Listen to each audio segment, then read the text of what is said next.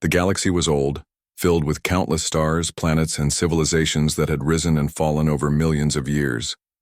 At its heart, powerful councils ruled, made up of species who believed they had seen everything the universe could offer.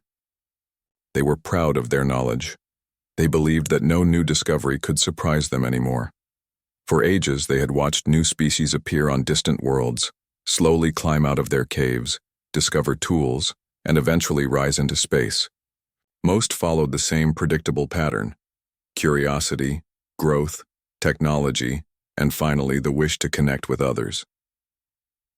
When signals began reaching them from a small blue and green world far out on the edge of the galaxy, the Council did not pay much attention at first. They had seen this happen before. Primitive signals of music, speech, and strange patterns of sound echoed across the stars. To the Council, these were simply the early voices of yet another young race. They thought they knew what was coming. This new species would probably be soft, like so many others before them. They would step into the galaxy wide-eyed and uncertain, ready to learn but too fragile to change the balance of power. The Council prepared itself as it always did. They made plans for a gentle welcome. Ambassadors were chosen. Scientists studied the signals and began learning the new language. There was even talk about which civilizations would be responsible for guiding this species into galactic life.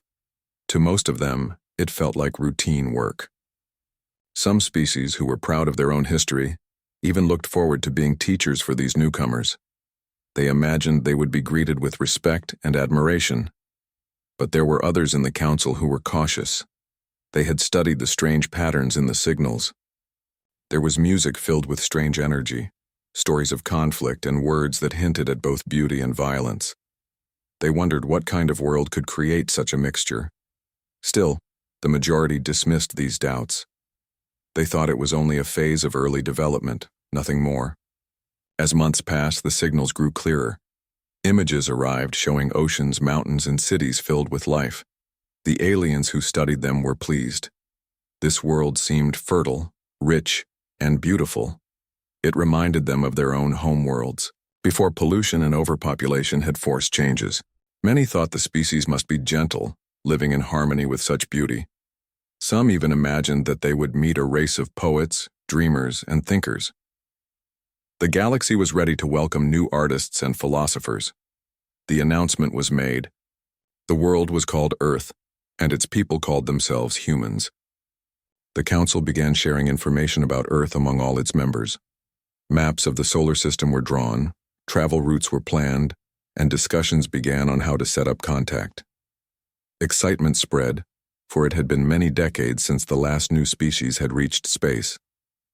Still, not everyone was certain. Among the alien historians were those who noticed something unusual about the human story. Unlike most peaceful rises to space, this species had faced constant struggle. Their history was filled with disasters, storms, quakes, plagues, and wars. Yet instead of breaking apart, the humans had always rebuilt.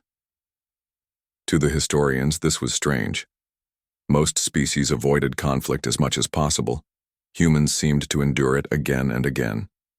The Council heard these warnings but set them aside. They did not want to spoil the excitement with dark theories. When the great day came, representatives gathered from across the galaxy in a shining station near the center of known space.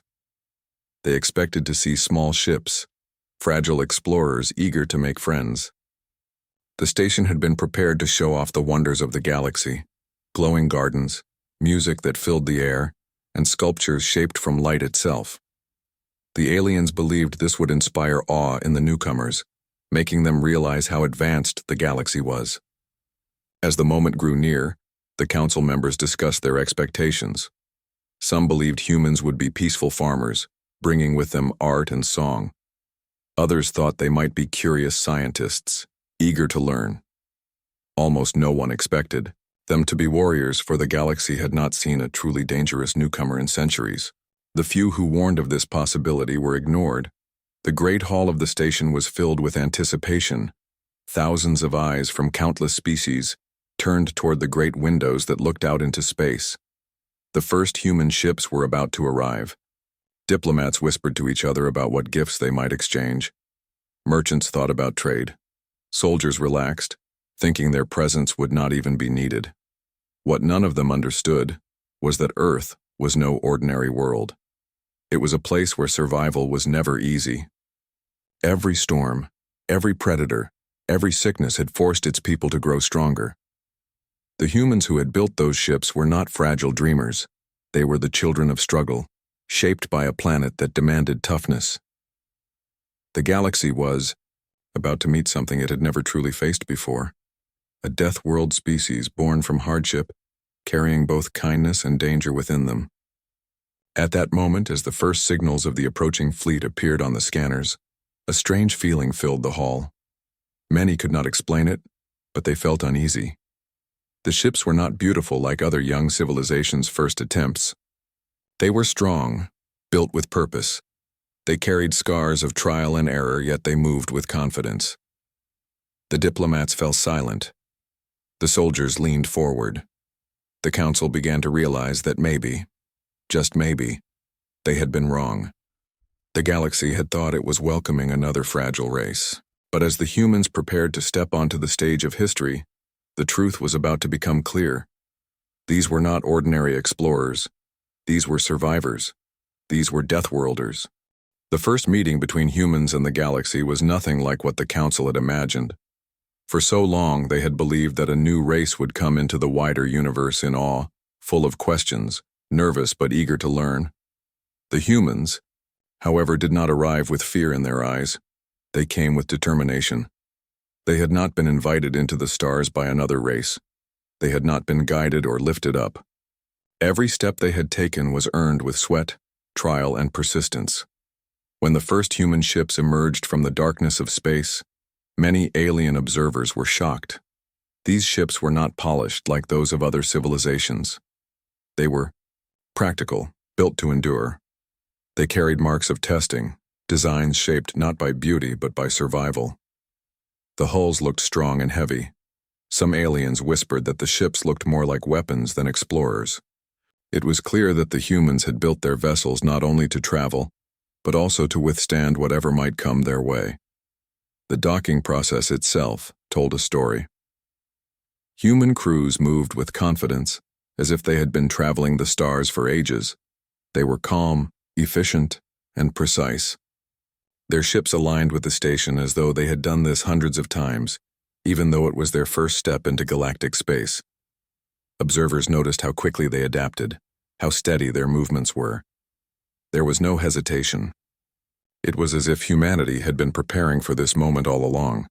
When the airlocks opened and the humans walked into the grand hall of the station, silence fell across the chamber. Every alien turned to look at them. The humans were not the tallest species present nor the strongest. Some were shorter than their hosts, some taller. But there was something in their movements, in their eyes, that made them stand apart. They looked directly at those around them, not with arrogance but with the confidence of survivors. They did not look like children meeting their elders. They looked like equals. The council representatives stepped forward with their rehearsed greetings. They expected nervous replies, perhaps stumbles in the new language. Instead, the humans answered clearly. Their voices carried strength. They had already studied the galactic tongue from intercepted signals, and though their accents were different, they spoke with surprising fluency. This startled the council. It was rare for a new species to learn so quickly. Normally, it took years of teaching. The humans, however, had come prepared. As the hours passed, the council hosted the humans with great ceremony. There were feasts of strange foods, displays of music and light, and speeches about unity among the stars. The humans listened politely, but their eyes were sharp. They asked questions, not just about art and culture, but about survival, technology, and the dangers of the galaxy. They wanted to know how other species defended themselves, what challenges awaited them, and what had destroyed civilizations in the past. These were not the questions of dreamers. These were the questions of survivors preparing for what lay ahead. The aliens were unsettled. Most new species asked about peace, about how to avoid mistakes, about how to live in harmony with others. The humans seemed more interested in resilience. They wanted to know where the galaxy's borders were, who its enemies were, and how fragile its peace truly was. Some diplomats whispered that these were the words of a dangerous people. Others argued that it was only natural for a race that had lived through hardship to be cautious. Still, everyone could feel that these newcomers were different. Behind the scenes, scientists were granted the chance to study the humans more closely. They expected fragile biology, as most council races had evolved on calm and safe worlds. What they found instead left them stunned. Human bodies were strong, built to heal from injuries that would cripple other species. Their immune systems were tough, able to fight diseases that would wipe out entire populations elsewhere. Their reflexes were quick, their endurance unmatched. Some scientists even compared them to the predators of their own worlds, rather than to prey. For the first time, whispers began to spread across the station. Earth was not a gentle cradle of life. It was something else entirely. The humans, of course, knew this already. On their homeworld, survival was a daily task. They had faced storms that tore cities apart, earthquakes that shattered the ground beneath them, and diseases that wiped out millions, yet they had endured. They had faced animals with teeth and claws, forests filled with danger, and oceans that swallowed ships whole. And when nature was not enough, humans had also fought each other, surviving wars that would have destroyed weaker species. They were, in every way, children of a death world. Though the Council tried to hide its unease, the truth could not be ignored. Every alien who looked into the eyes of a human saw it, a fire, a determination, something unbreakable. The humans were not just another race stepping into the stars. They were a force shaped by endless trial. The first days of meetings revealed even more surprises. The humans shared their knowledge openly, explaining how they had built their ships. The Council was shocked to hear how limited their resources had been. While most galactic species had slowly developed technology over thousands of peaceful years, humans had done it in the middle of chaos. Their ships were built with ingenuity, making use of every scrap, every resource, and every lesson learned from failure. Where others needed stability, humans created progress out of struggle. Merchants began to see opportunity. A race that could build so much with so little could become valuable partners. Soldiers, however, grew wary.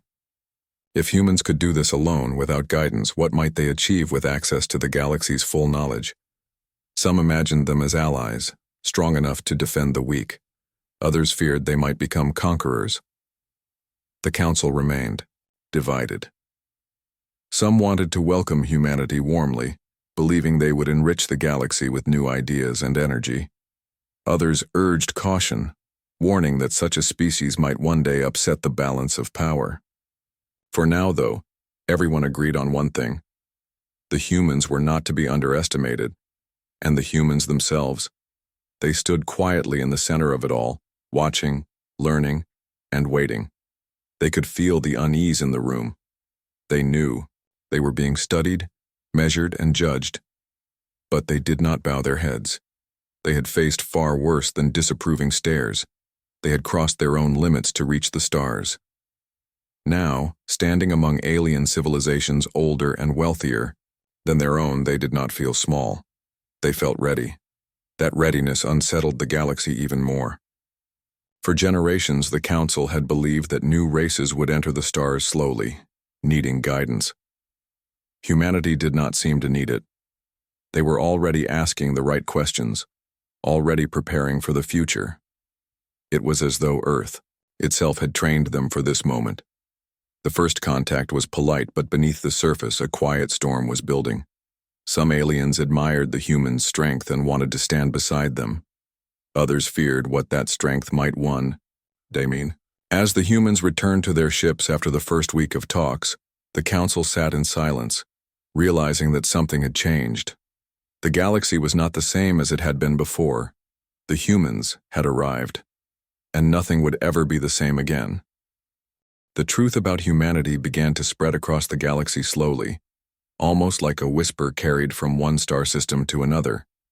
At first, the Council had tried to keep the details hidden. They thought it would be easier to welcome humans without frightening other civilizations.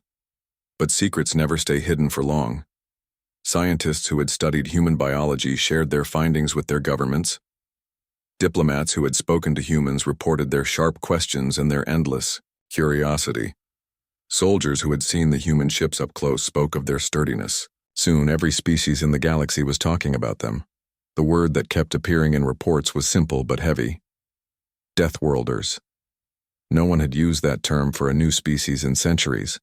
It was a label reserved for those who came from planets so dangerous that survival itself was a victory. Deathworlds were rare. Most intelligent life never even appeared on them. But humans had not only survived on such a planet, they had thrived. To understand why, the galaxy began to study Earth more carefully. Maps were created of its climates. Reports were written about its storms, its volcanoes, its deserts, and its ice. Alien scientists stared in disbelief at the records of earthquakes, hurricanes, and floods that shaped human history. To most civilizations, one great disaster in 1,000 years could change everything. On Earth, disasters were common, yet life still found a way to continue. And then there were the creatures of Earth. Images of lions, bears, wolves, sharks, and countless other predators were passed around on data screens across the stars. Some aliens could not believe these creatures were real. They looked like monsters from ancient myths. On their own planets, predators had been smaller, weaker, or carefully controlled by nature. On Earth, predators hunted with teeth and claws, eyes sharp and minds cunning. Even the oceans were filled with danger. The idea that humans had once faced these creatures with nothing but spears and fire seemed impossible to many. Yet the humans had done it. Everywhere the scientists looked, Earth was harsh. Its air was filled with storms, its land with shifting seasons, its life with danger. And yet somehow it was also filled with beauty. Forests of endless green, mountains that touched the clouds, oceans shining under the sun. Earth was not just deadly, it was breathtaking. This mixture confused many aliens. They could not understand how such beauty and danger could live side by side. But for humans, it was normal. They had grown up with both wonder and struggle, and it had shaped who they were. The study of human bodies only deepened the mystery. Compared to most galactic species, humans were stronger and faster than they appeared. Their muscles were dense, their bones hard, their reflexes sharp. They could run for hours without stopping. They could survive wounds that would kill others. Some alien doctors refused to believe the reports. They thought the humans had exaggerated.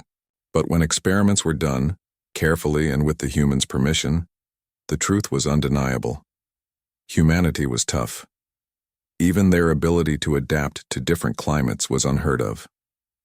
Where most species could live only in narrow ranges of temperature, humans had survived in icy tundras, burning deserts, dense jungles, and dry plains. Then there was the human mind. This was what frightened some civilizations the most. The humans were not only survivors in body, but also in spirit. They did not give up easily. Even when faced with impossible odds, they kept trying. They could endure pain, loss, and hardship, yet continue moving forward. Alien psychologists who studied them struggled to understand this. Many civilizations gave up when the struggle grew too hard. Humans, however, seemed to grow stronger from it. They turned suffering into lessons and lessons into progress. Stories of human history began to spread among alien academies. Tales of great disasters where cities were destroyed, yet rebuilt again. Wars that had left scars, yet taught humans the value of peace. Even their art was filled with both joy and sorrow, light and darkness. Music carried the echoes of triumph and tragedy. Paintings showed beauty, but also pain. To the galaxy, it was strange. Most species focused only on harmony, avoiding anything unpleasant. Humans embraced both. It was this balance that puzzled the Council most of all. How could a species born in such hardship create kindness, laughter, and love? How could those who face so much danger also write poetry, sing songs, and dream of stars? Some began to believe that it was precisely because of their struggles that humans valued beauty so much. They had learned that life was fragile, so every moment of joy was precious, but not everyone saw it that way. Among the military leaders of the galaxy, concern grew. They imagined what humans could become if they ever turned aggressive, a species that had survived Earth's endless challenges, that had built technology through struggle, that had faced danger without flinching. Such a species could become unstoppable if they chose war. Some argued that precautions should be taken. Others insisted that fear would only create enemies where there were none. The humans themselves seemed aware of this. They knew they were being watched with suspicion. In their meetings with the Council, they spoke openly of peace and cooperation. But they never pretended to be weak. They never hid their strength. They explained their world honestly, showing both its dangers and its wonders. They admitted their history of conflict but also shared their lessons of unity. They spoke of how they had come to space not to conquer but to explore, to learn, and to find allies. For some in the galaxy, these words were enough. They saw in humans not a threat, but an opportunity. A species that could survive where others could not might become explorers of the harshest frontiers. They could go to planets too dangerous for delicate species, mine resources in places others feared to tread, and defend weak worlds against stronger enemies. To these civilizations, humans were not monsters, but guardians waiting to be recognized. Still, fear spread just as quickly as admiration. Rumors painted humans as ruthless. Stories grew wild. Some claimed that humans could survive in the vacuum of space without suits. Others said they could see in the dark, breathe poisonous air, or even heal from fatal wounds. Most of these were exaggerations, but the truth behind them, that humans were far tougher than most, was enough to keep the galaxy uneasy. Within the council chambers, arguments grew louder. Should humanity be given full membership with all the rights and responsibilities of a galactic species? Or should they be kept at a distance, watched carefully, and controlled? No agreement could be reached. For the first time in generations, the galaxy felt divided in a way that could not be ignored, and through it all, the humans continued to stand calmly in the center of attention. They knew their place in history was being decided. They knew every word, every action was being judged. But they did not bend. They were not ashamed of who they were. They carried their history, their struggles, and their identity with pride. They were Deathworlders, and they would never deny it. The galaxy had wanted another fragile race. What it received instead was a species forged in fire, sharpened by hardship, and softened only by the choice to create beauty in the face of pain. To some, this was terrifying. To others, it was inspiring. But to everyone, it was unforgettable. The reality of humanity could no longer be hidden. The Council had to face the truth. Earth had given birth to something rare, something the galaxy had never truly seen before. And now the future would depend on what humanity chose to do with its strength, and how the galaxy chose to respond to it. Word of the human strength spread quickly across the stars. It was no longer a whisper in council chambers or scientific halls. Reports reached the farthest edges of the galaxy. Traders, explorers, and soldiers alike began to speak of the Earth species with awe and caution. Some called them miracle survivors. Others, quietly and with unease, called them a potential threat. The truth was that the humans had earned attention the hard way. Unlike any other species that had reached galactic space, they had not come from gentle, protected planets. They had fought and survived from the moment they were born. Alien leaders, both wise and wary, began to reconsider what they had once thought about the humans. Could a species like this be controlled? Could they be persuaded to follow the slow, careful rules of the Council? Many doubted it. The humans were too clever, too adaptable, too fearless. They did not rely on luck or politics alone. They relied on skill, courage, and cooperation. And wherever they went, their presence changed the balance. Ships that once felt safe now needed to reconsider their routes. Diplomats could no longer assume easy negotiations. The humans were a force that could not be ignored. Some civilizations approached cautiously, seeking alliances. They admired humanity's ability to survive in the harshest conditions. They saw a species capable of guarding planets that others could not. They imagined explorers who could thrive in the galaxy's most dangerous places. Trade agreements were offered, gifts were exchanged, scientific collaborations were suggested. The humans listened, carefully weighing each opportunity. They did not rush, for they understood that power and respect must be earned, not demanded. At the same time, other civilizations feared them. Stories spread of humans surviving against impossible odds, of ships that withstood attacks that would destroy other fleets, and of crews who refused to surrender even when heavily outnumbered. Military leaders warned of what could happen if such a species ever turned against them. They discussed precautions, defensive strategies, and ways to monitor humans more closely. Tensions rose. Some even began secret drills, imagining scenarios in which humans might become rivals or conquerors. Despite all the fear and admiration, the humans remained consistent in their approach. They did not boast, nor did they display arrogance. They shared stories of their world, of its struggles and triumphs. They spoke of the lessons learned from surviving natural disasters, from working together in the face of impossible odds, and from turning weakness into strength. They were proud, but not reckless. They showed the galaxy that their strength was built from experience, not ambition.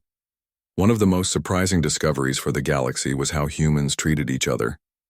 While their history was full of wars and conflicts, they had also learned cooperation in ways that few civilizations had. Humans understood the value of teamwork, of trust, of loyalty. Even in the harshest situations, they found ways to support one another. This made them unpredictable. Other species often relied on rigid hierarchies, strict rules, or fear to maintain control. Humans relied on understanding and mutual effort. Their strength came from unity, not domination. News of a small encounter spread quickly. A human fleet exploring a distant star system was challenged by a hostile alien faction. The humans were outnumbered and outgunned. Most civilizations would have assumed their defeat, yet the humans adapted. They used tactics and ingenuity that the aliens could not anticipate. In the end, they survived and even turned the situation to their advantage, retreating strategically while minimizing losses. Reports of this event sent shockwaves throughout the galaxy. Some species admired them. Others feared them more than ever. Debates in the council became heated. Should humans be welcomed as partners? Should they be watched closely to prevent potential danger? Opinions differed widely. Some argued that the humans' presence could bring balance to the galaxy, helping weaker species and maintaining peace. Others warned that such a strong species could upset centuries of careful control and create instability. In the midst of all this, humans continued to observe quietly, learning about the politics, alliances, and rivalries of the galaxy. They knew that knowledge was as powerful as strength. The humans' reputation grew. Across the galaxy, they became known as survivors, innovators, explorers, and warriors. They were respected not only for their physical abilities, but also for their ability to think, adapt, and persevere.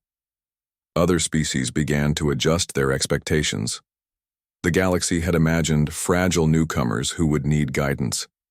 Instead, they encountered a species capable of shaping the future itself.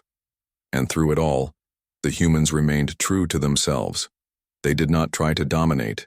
They did not seek to impress with force alone. They acted with intelligence, patience, and resolve. They were humans, born of Earth, shaped by hardship and ready to meet the challenges of the galaxy. The legend of the Deathworlders grew, not because of fear alone, but because of admiration, respect, and the undeniable proof that humanity had earned its place among the stars. Over time, the galaxy slowly accepted that humanity was no ordinary species. They had arrived quietly, without fanfare, but the impact of their presence could not be ignored. Alien civilizations, both cautious and curious, began to recognize that humans were unique, not only because of their strength but because of their choices. They could have sought power, domination, or revenge, but instead, they had chosen cooperation, exploration, and understanding. Humans began to form partnerships with civilizations that valued their abilities. Together, they explored regions of space that others had deemed too dangerous. They studied planets with extreme climates, discovering resources and life forms that had been ignored or feared. They faced challenges that no other species could endure, and they did so with skill and determination. Wherever humans went, they brought change, not chaos but progress. Trade flourished as humans proved to be reliable partners. They shared knowledge of survival, technology, and strategy in ways that others found both practical and enlightening. Scientists worked together, learning from humans and from the civilizations they partnered with. Ships once thought fragile were redesigned based on human ingenuity. Defense systems improved as strategies were adapted from human methods. Slowly, humans began to shape not only their destiny but the future of the galaxy. Yet the humans did not forget their origins. They remained aware of the dangers that had forged them. They remembered Earth, the storms, the predators, the challenges that had taught them endurance, creativity, and teamwork. Every decision they made was influenced by the lessons of their homeworld. They valued life, understood struggle, and respected the balance between strength and compassion. Even as admiration grew, fear never completely disappeared. Some species continued to view humans as a potential threat. Stories circulated of what humans might achieve if they ever sought power aggressively. Rumors grew, some true, some exaggerated. But humans understood that fear was natural, and they did not seek to erase it. They acted openly, showing strength without intimidation. They allowed their actions to speak louder than myths or rumors. As humans explored further, they discovered that their presence had a ripple effect. Weak species felt protected. Unstable regions found balance. Conflicts that might have escalated were often prevented by the knowledge that humans could endure where others could not.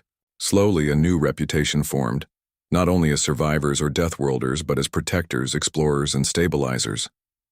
The Council, once uncertain, began to formally recognize humanity's place in the galaxy.